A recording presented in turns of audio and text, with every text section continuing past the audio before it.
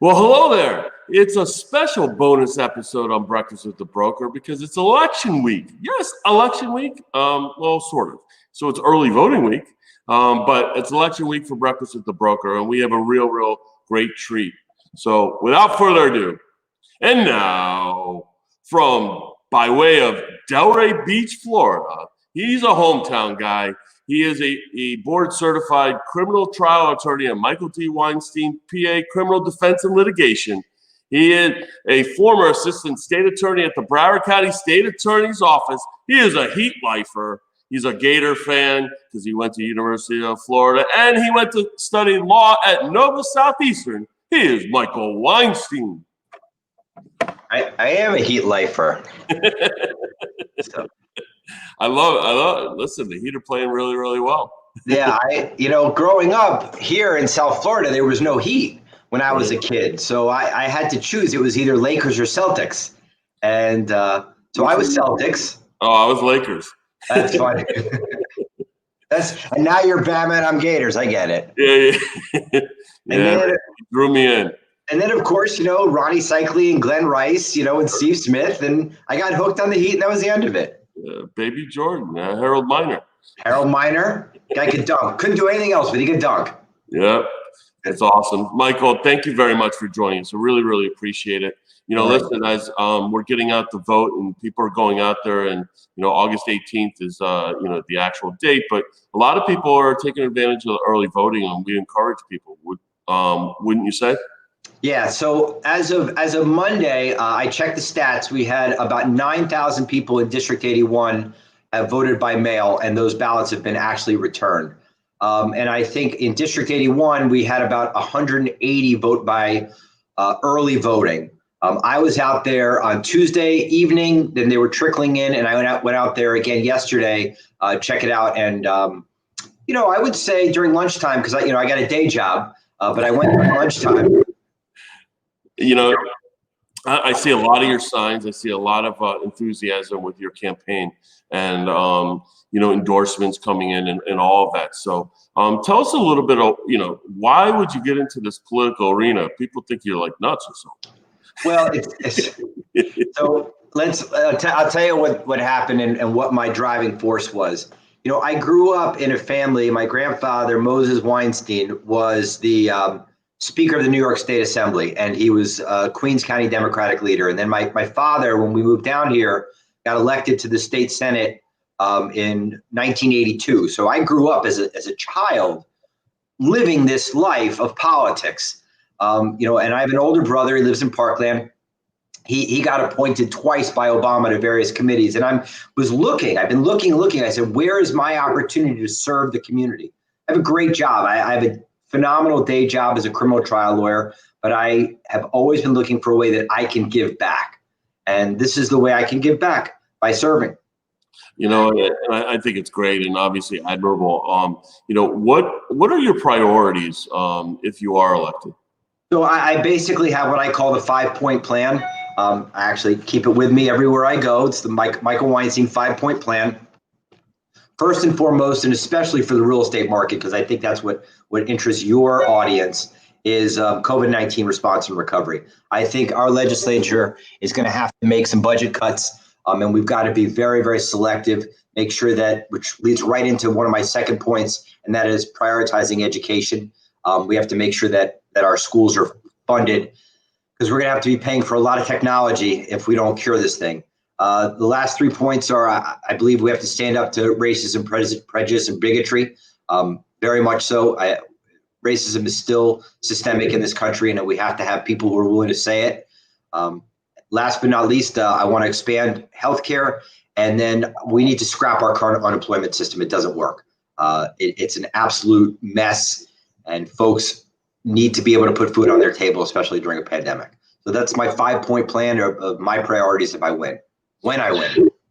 And and obviously those are your priorities and things, and people, what do they not know about Michael, and why should they vote for you?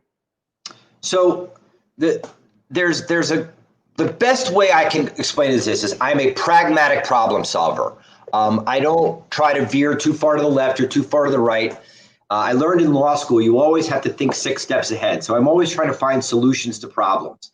And, I don't believe that there are Republican problems or Democratic problems. They're just problems that the legislature has to deal with. I have some crime fighting measures that I want to deal with that are nonpartisan. I think COVID is nonpartisan. I think that education should be nonpartisan. These are issues that I believe in. And having said that, these are issues that I think that we can all fight for. Now, are there going to be ways that I am better than my opponent? Yeah, I'm a litigator by nature. So as my grandfather used to say, if you have the facts on your side, pound on the facts. If you have the law on your side, pound on the law. You don't have the facts, you don't have the law, just pound on the table. That's great. Your main opponent, has kind of it's been a little aggressive recently. She sent out some postcards and some things that most people would think that are not nice, and I know you, and certainly are not true to your character and integrity. What would be your response to some of the things? And for those that don't, that are viewing it, don't know it, because Michael Weinstein is a criminal defense attorney, she used that, or tried to use that against him, to say that, because he defends someone who was accused of murder or someone who was accused of abuse, that he also is those things. And, that's just, it's really wrong. Well, it backfired. The amount of support that I've received and from friends has been just overwhelming and heartwarming. Let me tell you why I think it's happened. When I decided to make the run, I filed literally the day that filing allowed me to file. And, thankfully, I've been successful in my life. I was able to self-fund part of the campaign, and I raised a lot of money right away. And I think that what happens is she started running from behind. And when you run from behind, you have to make drastic decisions. You have to go negative. I made the decision, and you've seen my Facebook posts, to stay positive, positive, positive. Stay on message, stay focused. Talk about COVID, talk about education, talk about police reform, talk about things that voters want to hear. We are sick and tired of hearing negative in this country. So she decided that she was going to attack me viciously. She sent out that postcard you mentioned saying Michael Weinstein, is a criminal defense lawyer and he's representing bad people. The last time I checked, because I'm running in a Democratic Party, we fought as a party and passed a constitutional amendment to restore voters' rights, restore former felons' rights to vote. So how is it even possible as a Democrat, you can say, I support restoring your right to vote. Oh, but you can't, the lawyer who represented you should not be allowed to be of service to the community. It makes no sense whatsoever. So I'm staying the high road. I'm going to stay positive and stay on message. I love it. And, listen, like you said, when you don't have the facts or the law, you just pound on the table. That's just pound, right? And she's doing a lot of pounding. Yeah. And you know what? I'm going to stay on message, and we're going to talk about things that help this district. Like I'll give you an example, David. And because you sold me my house. We live in District 81, which is a huge district. It runs from the county line, Broward Palm Beach line, West Boca, West Delray, West Boynton, part of Lake Worth, juts under Wellington, shoots all the way to Belglade, South Bay, Pahokee. It is an hour to traverse the district back, and all the way up and all the way back is 2 hours. And it's west of the turnpike. So, I have said I'm the only Democrat who actually lives in the district. My opponent has lost 2 previous campaigns in 2 other districts and is now running in this particular district. And she's attacked me for saying that. And I'm saying to myself, isn't it a legitimate campaign issue? It's a contrast where shouldn't the people who live in District 81 be able to vote for someone who is their neighbor, who knows their issues, who lives their issues? My daughter goes to public school in District 81. Yeah. It's a, I agree with you.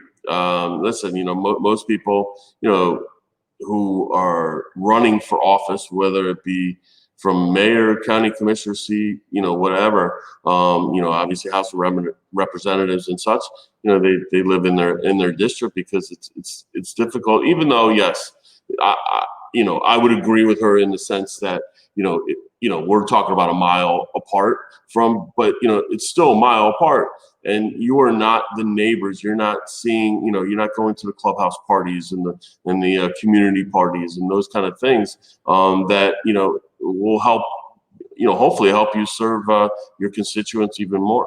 Yeah, I mean, let's talk. Again, this is Breakfast with the Broker, so let's throw a real estate angle at it. Your brokers sell the Oaks, and they sell the Bridges and Seven Bridges, and hopefully you're selling Boca Bridges, and you're selling Canyons, and you're selling Valencia. I mean, these are where I live. These are my people, so to speak. You serve West Boca, Boca Falls and Boca Lago, and these are neighborhoods that your brokers work with. I live in one of those neighborhoods, so I know exactly what you guys are selling and what you guys are doing. So I think that that's relevant to the campaign. Absolutely. So, realtors, hello, echo.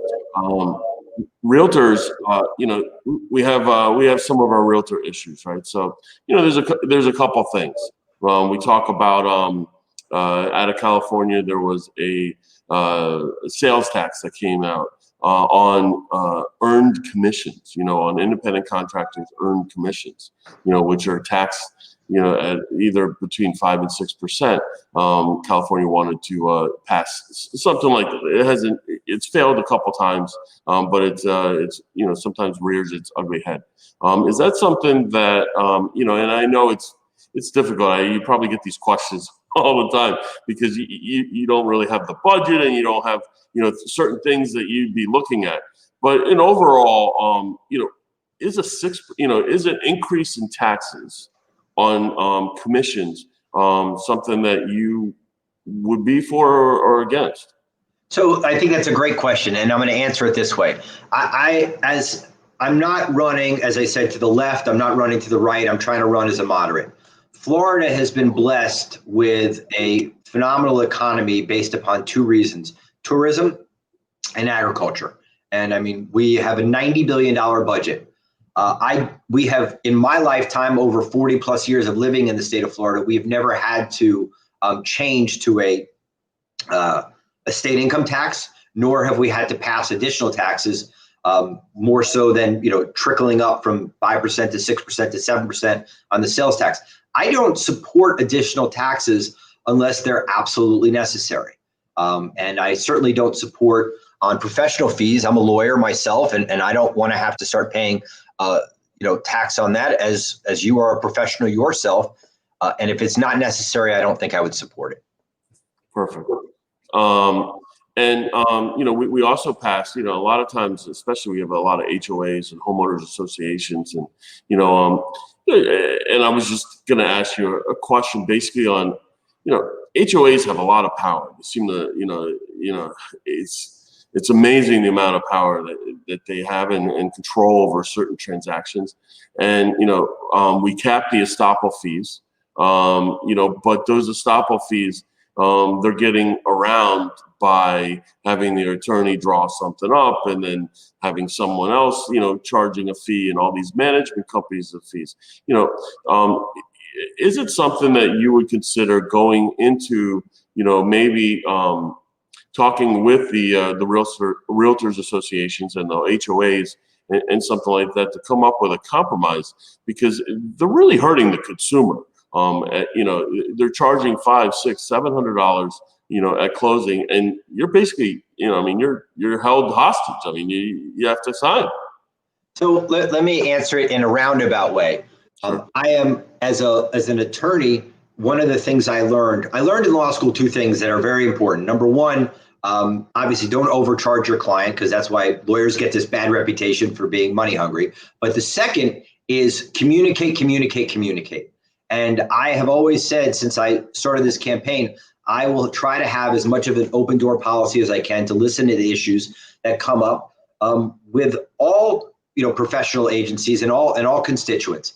So obviously, if that is an issue, and I need to be educated on it. You can't know everything. It's impossible to know.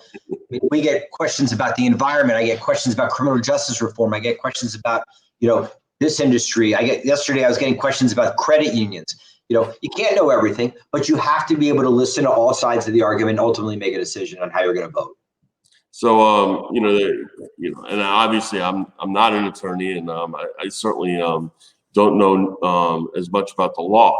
But, when we look at criminal justice reform, you look at some of the cases that are starting to come out through COVID, litigations on COVID, and then we're going to talk a little bit, on litigations on, at least the real estate industry has seen litigations and, what we would consider frivolous lawsuits, but obviously they don't,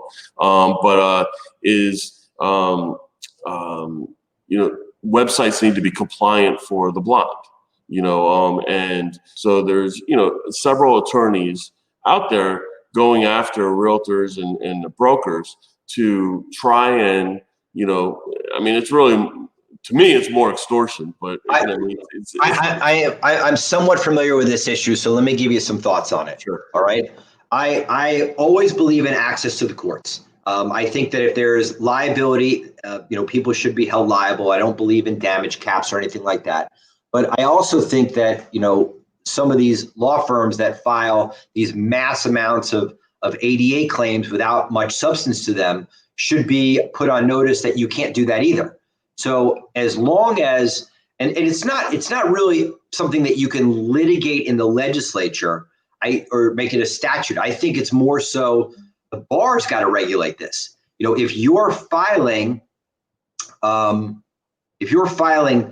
frivolous lawsuits and there is no merit to them, the bar can actually, we're self-governing. You could be sanctioned by the bar for filing those types of things. So that's kind of where I think it should be, where people should be held accountable for those types of frivolous suits. Let's get into that a little bit further, especially, again, I'm trying to steer this towards the broker industry. Your concerns would be, what if I show a house and this person gets COVID? Am I then personally liable for that? And the answer is, I think that you can't stop that type of litigation. It's impossible to stop it, especially if the broker doesn't take precautions. If the broker doesn't wear masks, doesn't use sanitizer, hasn't inspected the home, hasn't talked to the homeowner, and all of a sudden they're bringing them into a COVID environment, I think you're going to be looking at some liability. Now, I do think that statutorily we could have an affirmative defense that if the broker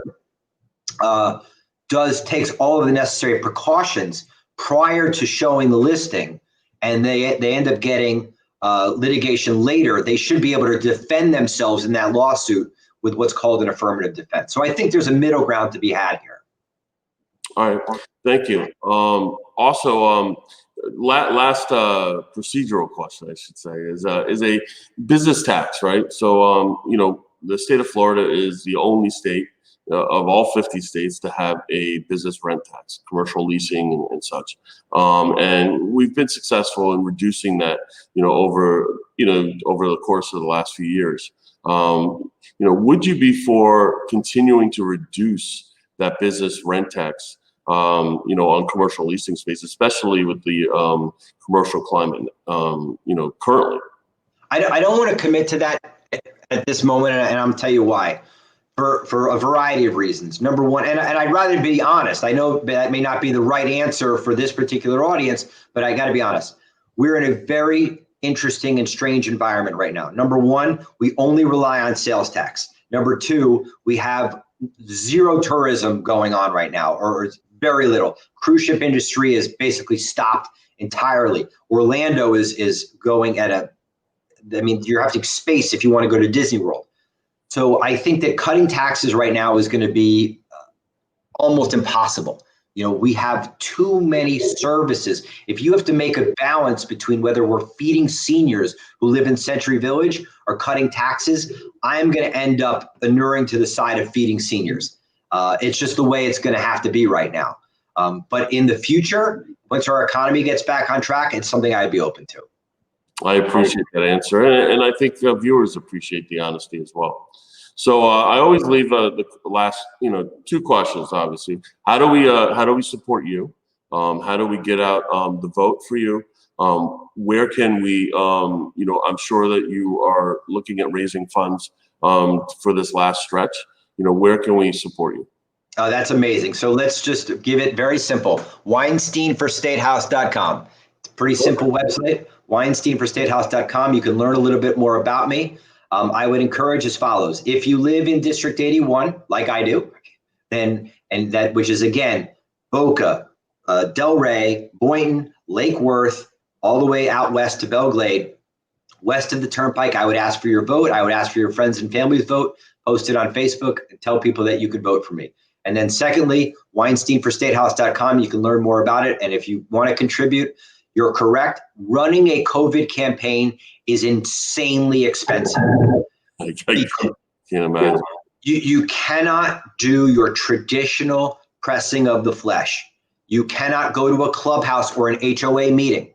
You cannot speak at Valencia. You cannot speak at Century Village. You cannot speak at the clubhouse where I live in Seven Bridges. It's impossible. Nobody wants it because it's of COVID. So all of our messages are online, via email, via social media, which is, to pay for the social media advertising is very expensive, and through the mail. And now we're doing TV commercials, which is, as you can imagine, very expensive. So any type of financial help would be amazing. Thankfully, I've been able to self-fund a little bit this campaign. Thank God, I've worked hard to be able to do that, but that's because I want it. I've self-funded because I want this election, and I want to win. Well, we certainly appreciate it. So the last question I always ask my guests is, what's your favorite streaming, like whether Netflix or whatever, show or series, and what are you currently watching? Okay, I can answer that. So at the beginning of the pandemic, I watched Homeland, and then, but I really got into Fauda. Love it. Am I saying that right? Fauda? I think it's Fauda. I think it's. So I used to say Fauda, and I was corrected by an Israeli. So I was way into that. I thought that was very well done. And then currently I'm campaigning, I'm either running my day job, being a criminal lawyer via Zoom, which as soon as we're done, I'm going to be on a court hearing. I'm running my day job. But when I have a couple of minutes of spare time, I've started watching Money Heist. Oh, yeah. Good stuff. That's awesome. Michael, I really appreciate you coming on. Thanks for giving your insight. If you are in District 81, please consider voting for Michael Weinstein. Whether you're in it or not, and you like what he had to say, and especially the real estate issues, please help supporting him. We posted a link below. So thanks a lot, Michael. Appreciate it. Breakfast with the Broker every Tuesday at 9 a.m. But we had a bonus episode today because it's election week. Next week, we have Amy Somerville. She is amazing, and we'll talk to her. She is one of our executives at RE/MAX, and we're going to talk about recruiting and retaining and all kinds of cool things, marketing and such. So be sure to tune in Tuesday at 9 a.m. Thanks a lot, Michael. Appreciate it. Thank you, David. Thank you. Bye-bye, everybody. Bye.